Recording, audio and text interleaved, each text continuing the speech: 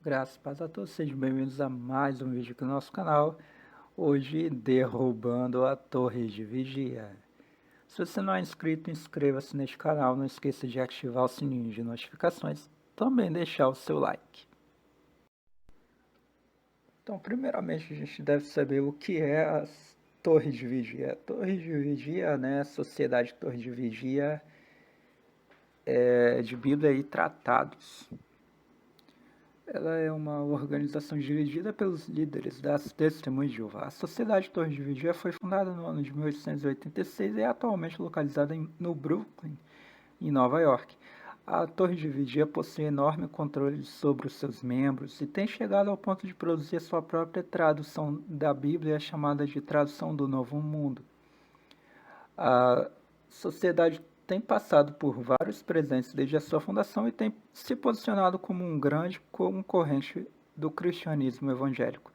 Embora afirme ser os únicos seguidores legítimos de Jeová Deus, a Torre de Vigia nega e até se opõe a várias das doutrinas fundamentais da histórica fé cristã.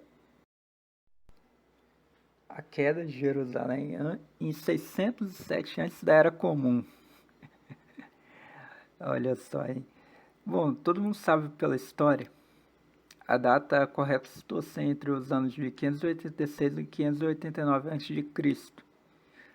Outra coisa, é muito comum em datas eles colocarem A e C antes da Era Comum. Eles não gostam de falar antes da Era de Cristo, para vocês verem como eles são diabólicos, né? Então, vários artigos na internet, vários eruditos, estudiosos, arqueólogos, historiadores vão provar que isso daí, a data de 67 a.C., está errada, né? É uma invenção da Torre de Vigia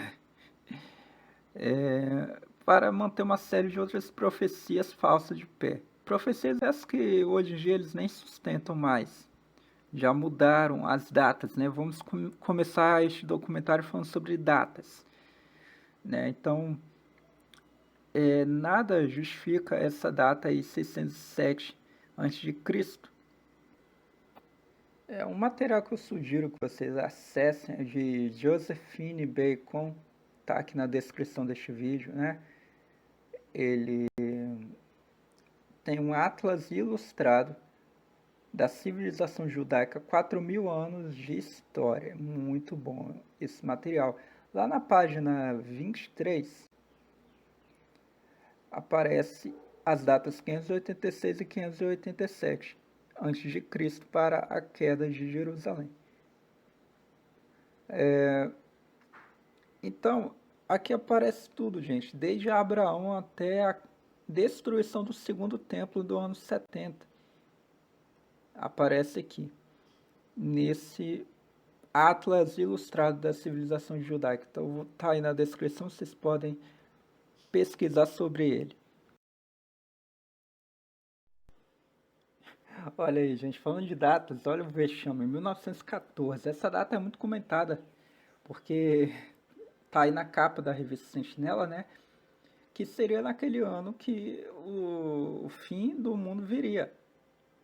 Esta geração não passará. Olha o vexame das testemunhas de Jeová.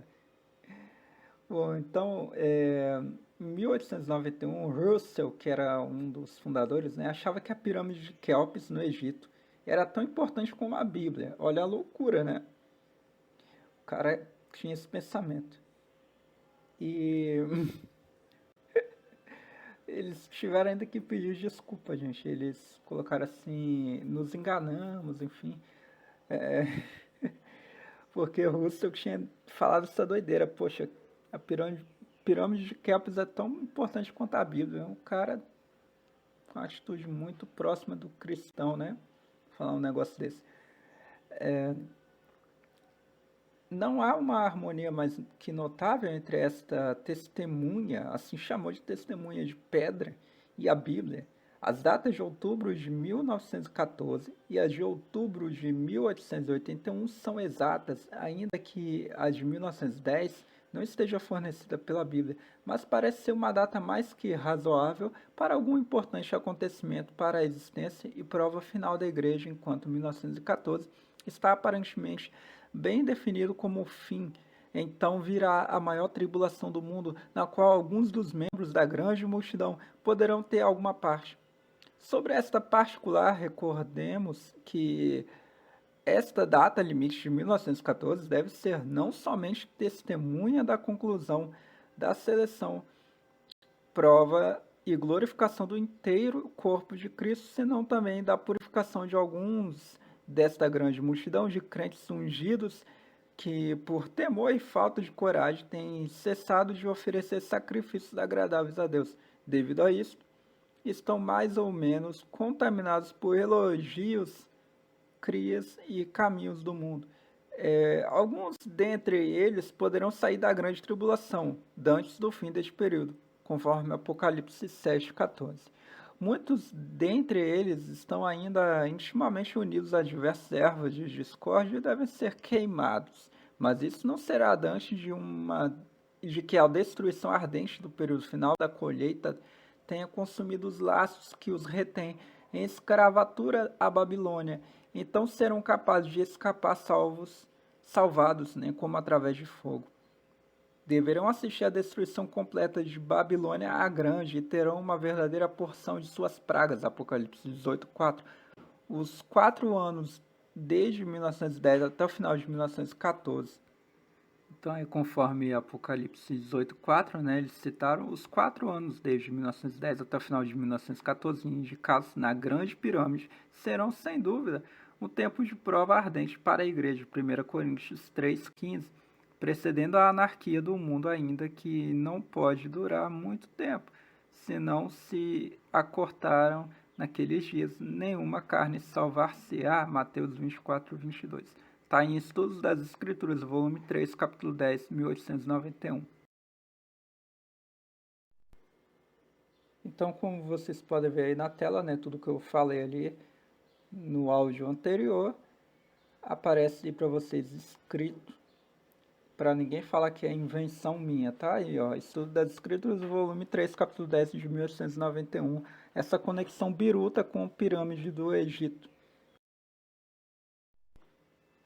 Então vou rodar aqui parte só do áudio, né? O vídeo está aí na descrição do nosso vídeo sobre o discurso de Frederick Franks, quarto presidente da Sociedade Torres de Vigia, então membro do corpo governante naquela época, 10 de fevereiro de 1975, Los Angeles, nos Estados Unidos, falando sobre o fim para aquele ano, de 1975.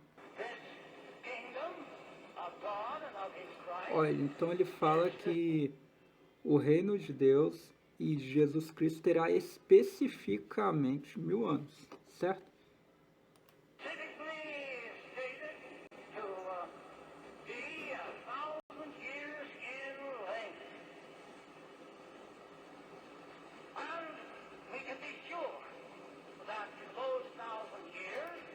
E aí ele fala isso. E podemos estar seguros que estes 1000 anos terão um ponto de partida, né? Uma data que inaugura, né? Começa a contagem dos 1000 anos.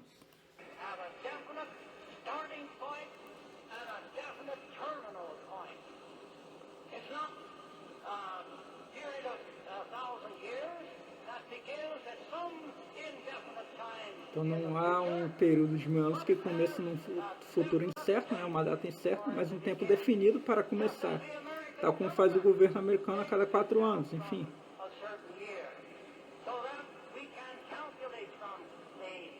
Aí ele quer calcular a data do começo do reinado milenar. E também quando terminará esse reino. É estranho, né? O cara quer calcular a data do reino milenar de Cristo.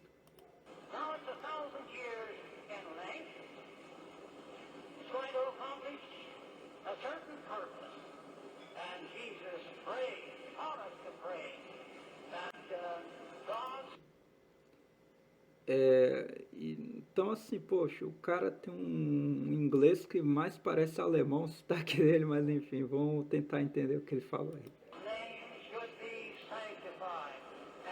Tô indo pela legenda mesmo, que pelo sotaque eu não entendo não.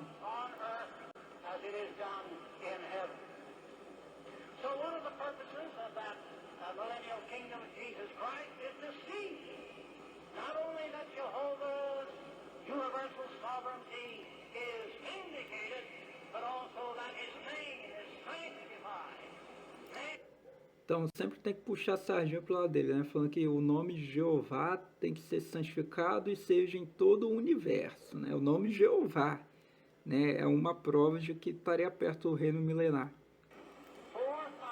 Aí ele começa a fazer uma lista de ano por ano, desde 4026 a.C., com a criação de Adão, né? Ele pegou aqui um esquema de datas aqui. E aí ele falou que começa em outubro deste ano, ou seja, no ano de 1975, mês de outubro, de acordo com o cálculo maluco deles, a partir do ano 4026 a.C.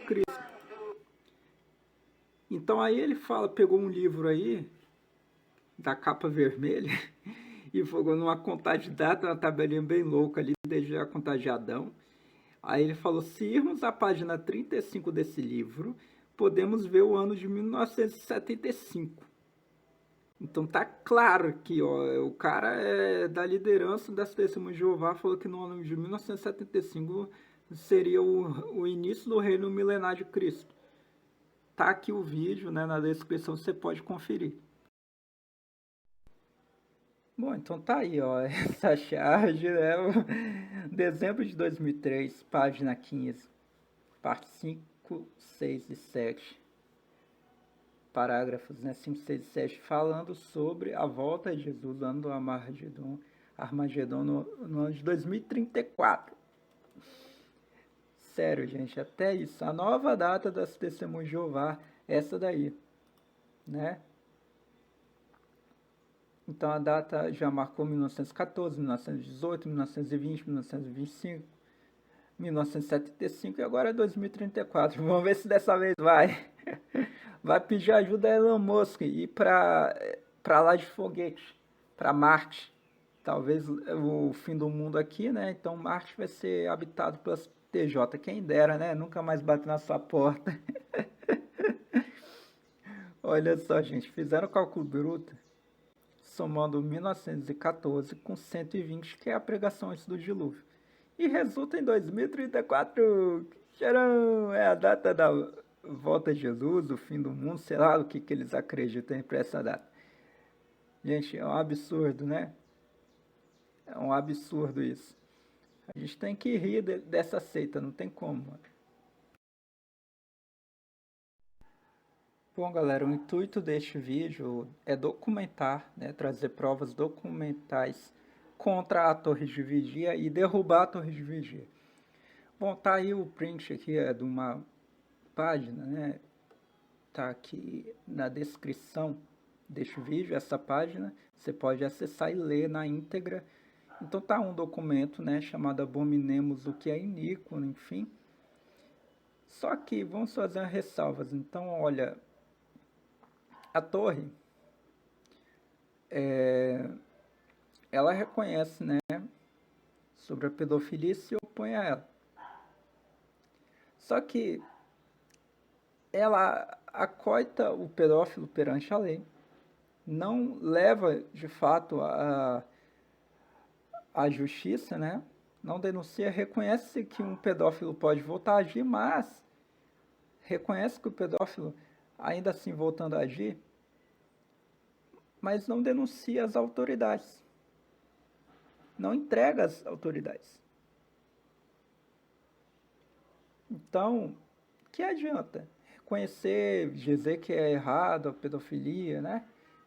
Mas não leva perante a lei, né? Então, dá para ver que a Torre de Vigia não se posiciona em relação à pedofilia. Ela permite abusos, né? Abusos e mais abusos, né? Um caso Pamela no Brasil, Débora estrupada por um TJ, mas para eles faltavam 2 testemunhas. Uau, que legal, né? Um exame médico não testemunha contra, né? Betelita oferece sexo a menores de idade. O que mais eu posso falar sobre a Torre de Vigia? Pedofilia entre as Testemunhas de Jeová na mídia, né? Confirmado 5.000 casos de pedofilia na Torre de Vigia. Uau, essa torre é muito boa, hein? A Torre dos Pedófilos, né? Então, 5.000 páginas de documentos com processo de pedofilia contra a Torre de Vigia. Tá aí, ó. Estuprador, testemunho de Jeová, as vítimas entre 5 e 12 anos. É procurado nos Estados Unidos. Então, tá aí, gente. Porque ela perdeu uma denúncia que ela fez para um jornal por calúnia, por denúncia de pedofilia. Por que ela perdeu na justiça, hein? Ó, pai de 66 anos TJ e estuprador também, ó. Aí tem mais, ó, pedófilo protegido por lei do silêncio na Torre de Vigia. Conhece o caso Bárbara Anderson, né? O conteúdo disponibilizado aí sobre TJs, né, pedofilia. Ancião acusado de abusar das próprias filhas, né?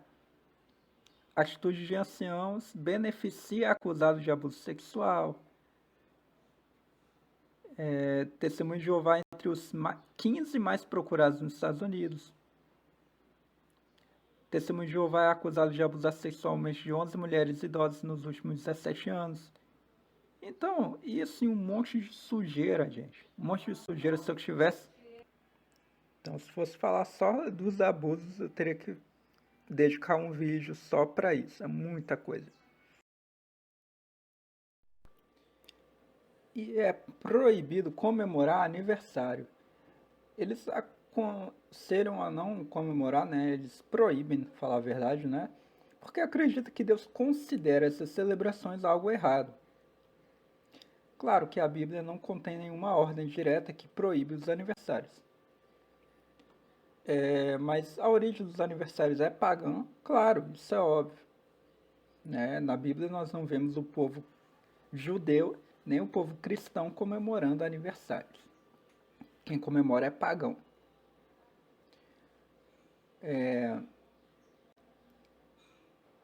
Eles colocam aqui um segundo ponto, que os primeiros cristãos não comemoravam aniversários. Isso é correto também. E terceiro ponto das testemunhas de Jeová sobre o tema é que a única coisa que a Bíblia diz que os cristãos têm a obrigação de comemorar não está relacionada a um nascimento, mas a uma morte. Por exemplo, a de Jesus.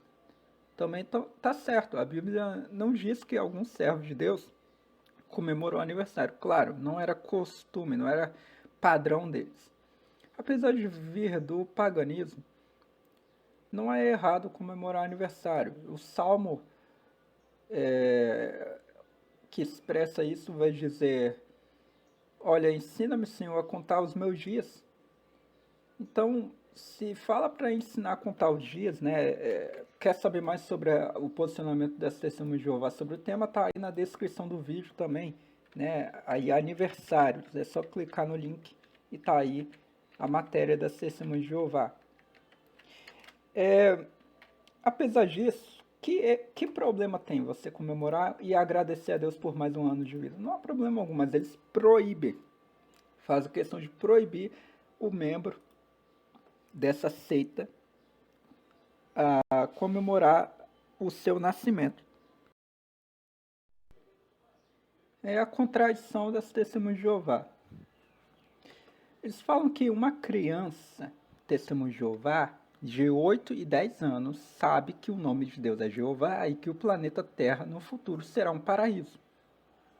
É isso que eles ensinam. Então a criança já tem esse pensamento. Com quantos anos? 8 e 10. Olha aí, a criança batizada aos 5 anos de idade. Poxa, falam tanto de batismo de criança, né, da católica, mas eles fazem igual.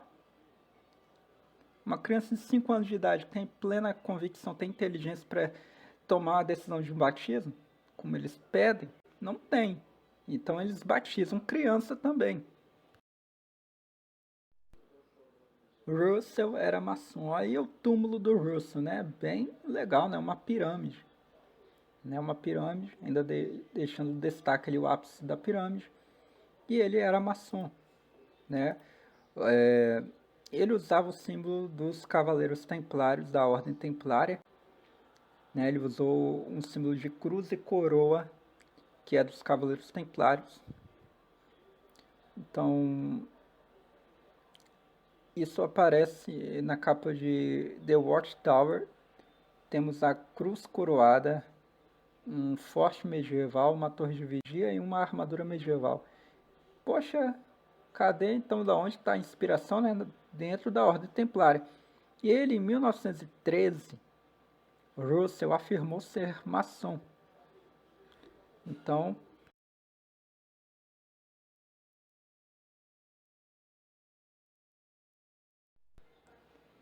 olha só essa publicação. Surge a grande multidão, é o título desse texto. O corpo governante consulta mortos.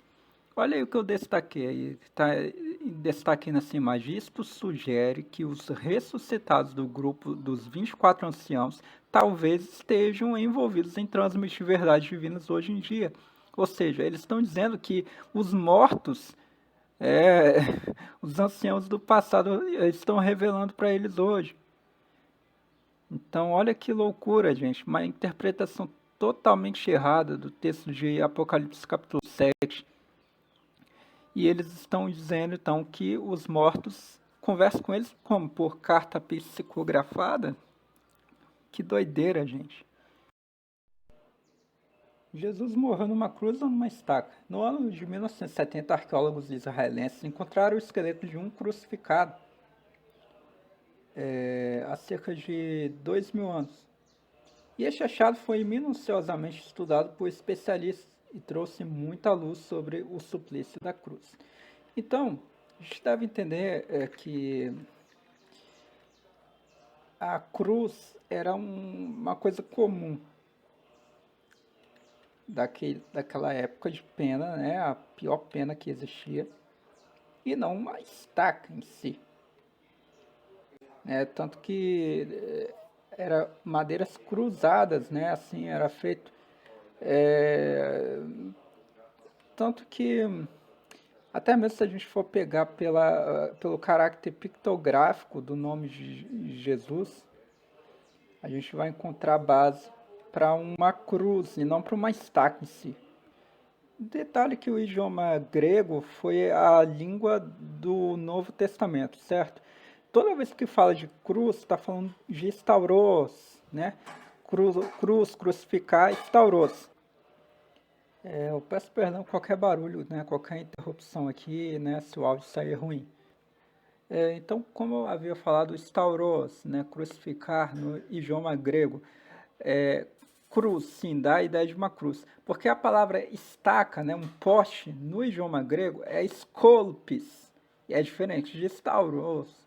Skolpis é o poste, estaca. Então, se tivesse algum verbo relacionado à palavra skolpis, no idioma grego, sim, seria uma estaca, como alegam as testemunhas de Jeová. Só que o que aparece é stauros. Tanto que tem um detalhe, a letra tal, que é correspondente à nossa letra T, na palavra stauros, ela dá a ideia de o quê? De uma cruz, e não de uma estaca. Transfusão de sangue, né? Então aí eles falam para negar. Essa é uma carta que vazou, tá? Era uma carta confidencial, mas vazou. E aqui mostrando, né, um relato, uma conversa com um médico cirurgião, falando que para os pacientes que não eram testemunhos de Jeová, ele poderia então fazer a transfusão, claro, fazer esforços para evitar a transfusão. Caso o paciente fosse testemunho de Jeová, não poderia nem caminhar para outro médico fazer transfusão de sangue. Deveria negar. Então, se visse um paciente testemunho de Jeová morrendo, pressão de sangue, não poderia fazer a transfusão de sangue. Enquanto que no Evangelho nós vemos que o que amor é esse, né? Que ele deu a vida pelos irmãos, então devemos dar a vida por nossos irmãos, se ele deu a vida por nós. Então, olha só, uma interpretação errônea dos textos lá na Torá que fala sobre alimentar-se do sangue. Isso é proibido, não a transfusão de sangue, que não tem nada a ver com fazer um alimento, uma refeição de sangue, né? Então, essa doutrina diabólica. Eu vou mostrar agora as contradições em liberação e também proibição da transfusão de sangue. Então, nós vemos aqui, eles falam da transferência natural, né? Poder passar um pouco do sangue, e aí esse sangue humano transfere-se naturalmente.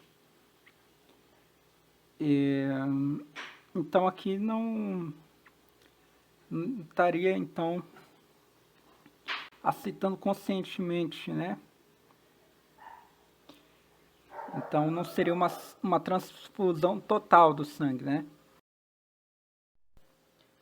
Então eles falam que é o que é alimentar-se, né, pela vez. Só que olha só que curioso. Eles desmentem eles mesmos. É uma transfusão de sangue, o mesmo que alimentar-se de sangue. Sangue transfundido não pode ser usado pelo seu corpo como alimento. Da mesma forma que um transplante de coração ou de rim não pode ser usado como alimento.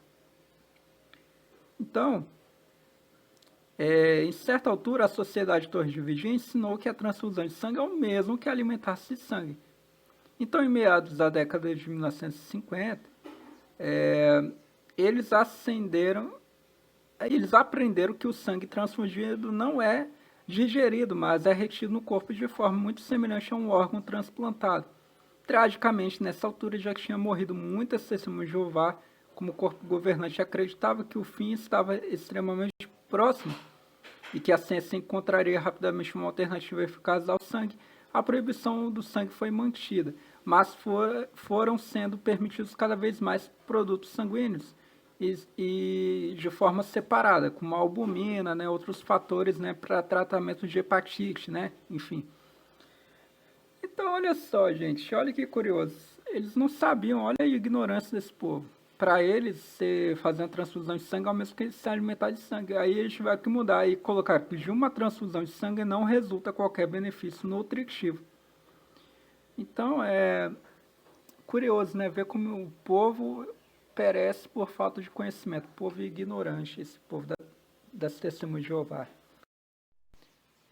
Eles também são racistas, e a Bíblia versus Teoria da Evolução, 1898, páginas 30 e 31. Também essa declaração Torre de Vigia de Sião, 15 de abril de 1900, página 122. Também essa da Torre de Vigia de Sião, de 1º de outubro de 1900, página 296. E também essa da Torre de Vigia de Sião, 15 de julho de 1902, página 216. Dentre outras, né, como dizer que as raças negra e latina provavelmente sempre serão inclinadas à superstição. Torres de Vigia de Sião, 1º de abril de 1908, página 99. Também as diversas raças da humanidade provavelmente terão seus interesses espirituais como novas criaturas, melhor preservados por alguma medida de separação. Estudo das Escrituras, volume 3, 1904, página 490. Sempre menosprezando os negros, né? É mais um absurdo, né? Quem é o mediador? Cristo, né? Como mediador, sim, mas as testemunhas de Jeová declaram de modo que, em estrito sentido bíblico, Jesus é o mediador apenas dos cristãos ungidos, né? Tem cristão primeira classe para eles. É o que a Bíblia diz o contrário.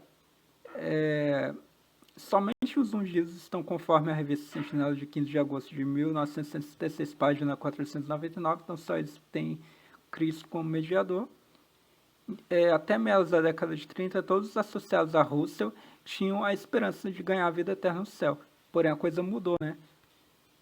Parece que tem os ungidos cristãos de primeira classe que vão morar no céu e os que não são de primeira classe, né? Classe secundária, que vão ter a vida eterna aqui na Terra.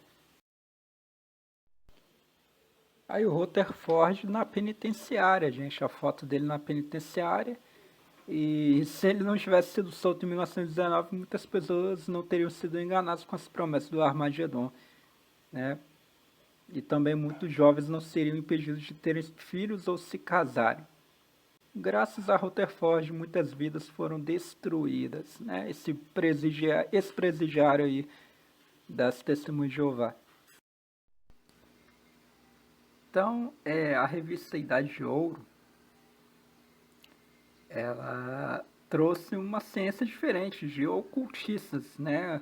A cura, a máquina da cura, né? A Electronic Radio Biola, reações eletrônicas de Abrams. E essa engenhoca toda foi trabalho de ocultistas.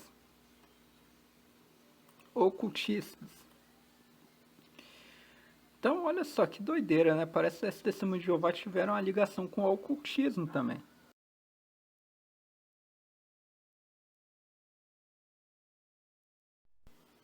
Ainda sobre a Idade do Ouro, The Golden Age, falando sobre vacinas, eles disseram que as vacinas nunca preveniram nada e nunca irão prevenir.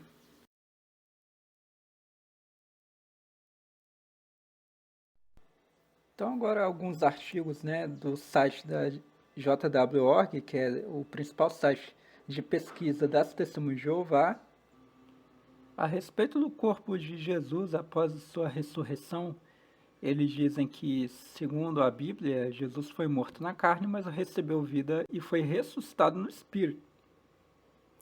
Isso a Bíblia não fala nenhuma dessas referências aí. As próprias palavras de Jesus mostram que ele não seria ressuscitado com um corpo de carne e sangue. Ele disse que daria sua carne a favor da vida do mundo, coisa que não tem nada a ver uma com a outra, né? Como um resgate para a humanidade. João 6, 51, Mateus 20, 28, que não declaram essa deturpação aí das testemunhas de Jeová. Se Jesus tivesse sido ressuscitado em seu corpo carnal, o sacrifício dele como resgate teria sido cancelado. Nenhuma parte da Bíblia está falando isso. Mas não foi isso o que aconteceu, pois a Bíblia diz que Jesus sacrificou seu corpo e seu sangue de uma vez para sempre. Isso não significa que o corpo dele foi destruído e criado um novo corpo, segundo o pensamento maluco das testemunhas de Jeová. Também nesse site JW.org, sobre a imortalidade da alma, eles dizem que a Bíblia não atribui imortalidade à alma. Na verdade, muitas vezes ela diz que a alma morre.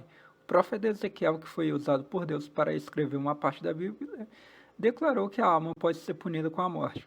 Em outra ocasião, a Bíblia usa o termo alma morta para descrever um cadáver. Levítico 21, 11. Detalhe, a alma morta aí é o ser um indivíduo, não a parte material dela. Assim fica claro que a Bíblia não ensina que a alma é imortal. Bom, a alma que pecar é a que morrerá. Ezequiel 18:20. Ali está o verbo tamut, e é morrer no sentido de morte espiritual. Então não está falando de aniquilar uma alma, né, fazê-la se desaparecer, né, coisa que eles não conseguem argumentar. Eu já destruí aqui neste canal, com quase 4 horas de live, a doutrina do aniquilacionismo da alma. Bom, eles dizem também que Miguel é Jesus. Então significa anjo principal, né, arcanjo. E nas duas vezes que essa palavra aparece na Bíblia, ela está no singular, o que dá a entender que só um anjo tem esse título. Negativo, Gabriel e Rafael também são arcanjos. Um dos textos diz que depois de ressuscitado, o Senhor Jesus descerá do céu com uma chamada de comando, com voz de arcanjo. 1 Tessalonicenses 4,16.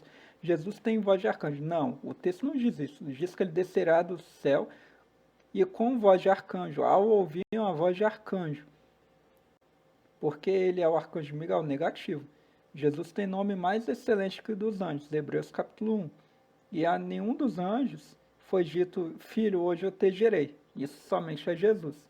E quando ele foi introduzido na terra, todos os anjos adoraram, inclusive Miguel adorou Jesus. São coisas diferentes. Apesar de na pré-existência de Jesus aparecer no Velho Testamento às vezes como o anjo do Senhor, não significa que ele seja o arcanjo Miguel. Até porque Miguel é um dos principais príncipes, arcanjos, né?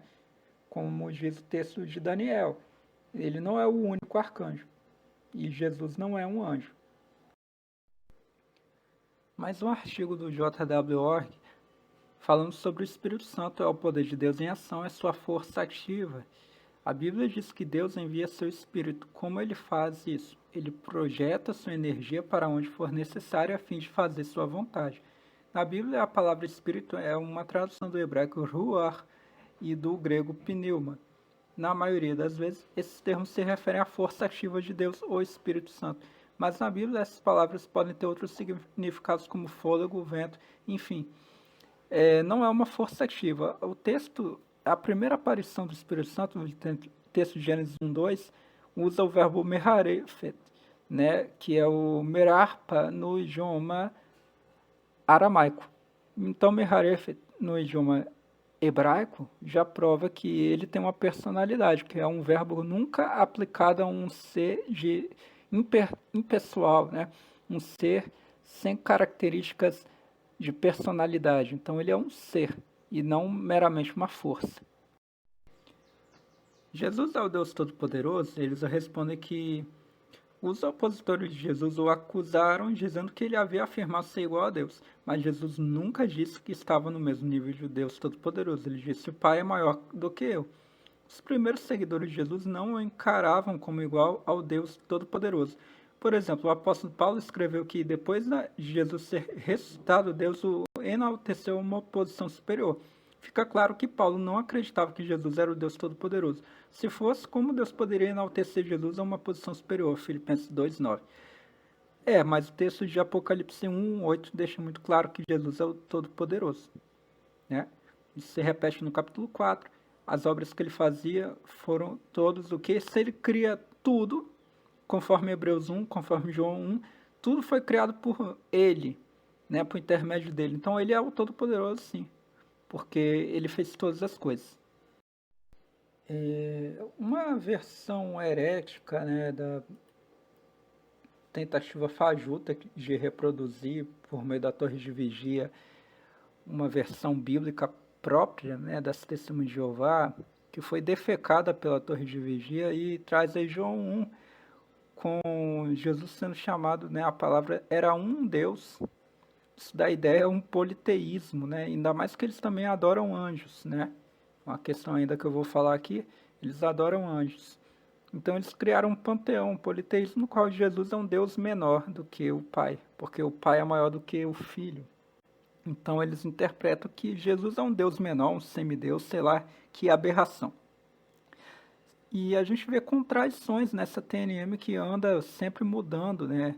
A versão, a tradução Novo Mundo, que é das Testemunhas de Jeová, sempre anda trocando, né? As versões mais antigas, inclusive, trazem coisas que a atual mudou, né? Que sempre tem que repaginar para que tenha alguma coerência com as crendices e as heresias deles. Então, olha aí, no site da JW.org tem a Bíblia TNM, a versão defecada pela Torre de Vigia. E aí, a gente abre o texto de Hebreus 1, a atual versão traz assim, que todos os anjos de Deus lhe prestem homenagem, ali no verso 6, na porção final. Então, aqui, essa versão mais antiga da tradução do Novo Mundo, de 1967, vocês olham aí a capa e tal. Olha o texto de Hebreus 1, nessa versão mais antiga. Todos os anjos de Deus o adorem. Então, aqui mostrando que Jesus era para ser adorado. Eclesiastes 12:7. Então o pó retorna à terra, assim como veio a ser. E o próprio Espírito, que é a parte imaterial, retorna ao verdadeiro Deus que o deu. A parte material não morre, como as testemunhas de Jeová alegam. Não existe isso. A parte material volta para Deus. Ou seja, a alma ela é imortal. Ainda podemos ver então que aqui no próprio site da JW.org, a TNM aberta, Atos capítulo 5, a própria TNM na versão atual, gente, provando que o Espírito Santo é Deus. Olha aí os textos em destaque. Testemunha de Jeová acusada de incentivar mulheres a suportar violência. Testemunhos de Jeová são investigados sob suspeita de ocultar crimes sexuais. No ano de 1913, Russell proferiu um discurso na sede maçônica de Pasadena, na Califórnia. Eu estou muito contente em ter esta oportunidade particular de dizer umas palavras sobre algumas coisas de comum acordo com nossos amigos maçons, pois estamos falando em um edifício consagrado à maçonaria, porque ademais nós também somos maçons. Eu sou um franco maçom, livre e aceito. Eu creio que todos somos. Não vou falar nada contra a maçonaria. De fato, alguns de meus melhores amigos são maçons e eu reconheço que há certas verdades preciosas que são sustentadas em parte por nossos amigos maçons. Então, ele se considerando um verdadeiro maçom.